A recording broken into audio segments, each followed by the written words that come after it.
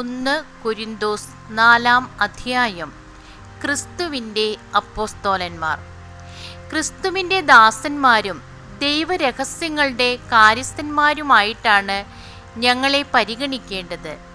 കാര്യസ്ഥന്മാർക്ക് വിശ്വസ്തത കൂടിയേ തീരൂ.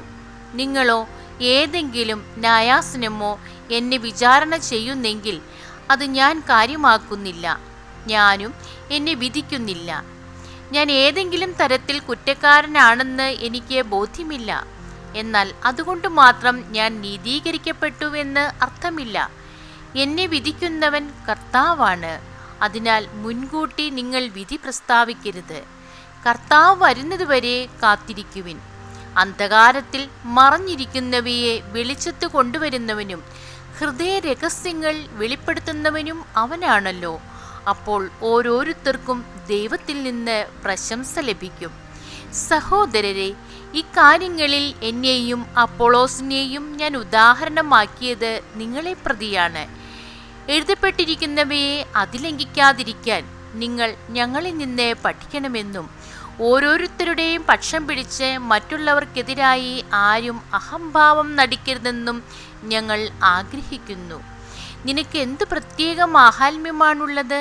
ദാനമായി ലഭിച്ചതല്ലാതെ നിനക്ക് എന്തുണ്ട്? എല്ലാം ദാനമായിരിക്കെ ദാനമല്ല എന്ന മട്ടിൽ എന്തിന് നീ അഹങ്കരിക്കുന്നു?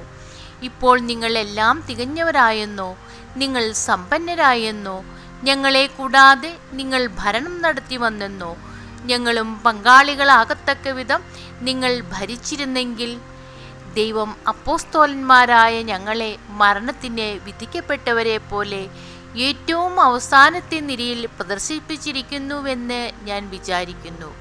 കാരണം ഞങ്ങൾ ലോകത്തിനും ദൂതന്മാർക്കും മനുഷ്യർക്കും പ്രദർശന വസ്തുക്കൾ ആയിത്തീർന്നിരിക്കുന്നു. ഞങ്ങൾ ക്രിസ്തുവിനെ പ്രതി ഭോഷന്മാർ, നിങ്ങൾ ക്രിസ്തുവിൽ ജ്ഞാനികൾ. ഞങ്ങൾ ബലഹീനന്മാർ, നിങ്ങൾ ബലവാന്മാർ. നിങ്ങൾ ബഹുമാനിതർ, ഞങ്ങൾ അവമാനിതർ. ഈ നിമിഷം വരെ ഞങ്ങൾ വിശന്നും ദാഹിച്ചും നഗ്നരായും പ്രഹരങ്ങളേറ്റും പാർപ്പിടമില്ലാതെയും കഴിയുന്നു. സ്വന്തം കൈകൊണ്ട് ഞങ്ങൾ അധ്വാനിക്കുന്നു. നിന്ദിക്കപ്പെടുമ്പോൾ ഞങ്ങൾ അനുഗ്രഹിക്കുന്നു. പീഡിപ്പിക്കപ്പെടുമ്പോൾ അടിപതറാതെ നിൽക്കുന്നു. ദൂഷണം പറയുന്നവരോട് ഞങ്ങൾ നല്ല വാക്കു പറയുന്നു. ഞങ്ങളിപ്പോൾ ലോകത്തിൻ്റെ ചപ്പും ചവറും പോലെയും എല്ലാറ്റിൻ്റെയും ഉച്ഛിഷ്ടം പോലെയും ആയിത്തീർന്നിരിക്കുന്നു. നിങ്ങളെ രഞ്ജിപ്പിക്കാനല്ല ഞാൻ ഇതെല്ലാം നിങ്ങൾക്ക് എഴുതുന്നത്, വാത്സല്യം മക്കളെ എന്ന പോലെ ഉപദേശിക്കാനാണ്.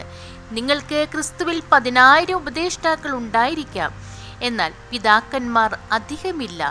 സുവിശേഷ പ്രസംഗം വഴി യേശു ക്രിസ്തുവിൽ നിങ്ങൾക്ക് ജന്മം നൽകിയത് ഞാനാണ്. ആകയാൽ നിങ്ങൾ എന്നെ അനുകരിക്കണമെന്ന് ഞാൻ അഭ്യർത്ഥിക്കുന്നു.